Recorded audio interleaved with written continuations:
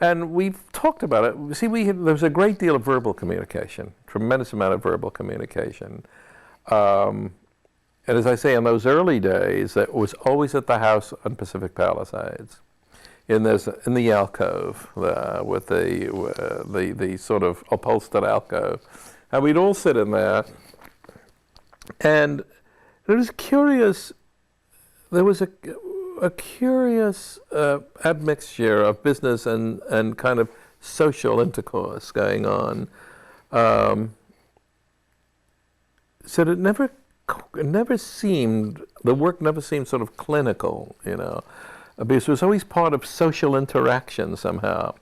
In Toccata For Toy Trains, we decided sort of in a very rough way about how many movements there are, so to speak. And without pinning anything down, approximate lengths and an overall length. And then I went away and wrote this piece, the Toccata For Toy Trains, just as a piece of music. There was no film. The film didn't exist. I was shown I was shown the toys, you know, and all the toys that made up the train. So, you know, they felt familiar to me. They were very familiar to me. I remember Charles and Ray sort of gleefully telling me that this entire thing was to be shot on a 4-foot table, which it was, by the way. And when the film came, finally, when the music came, that's what we did. Yeah, we went to the office with the music track.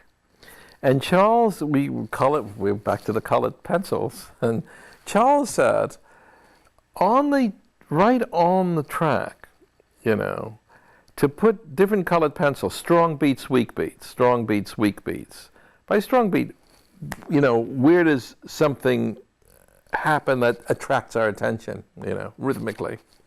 And so we colored the actual music tape itself, the actual tape, with colored pencils on the frames where the strong beats and the weak beats were.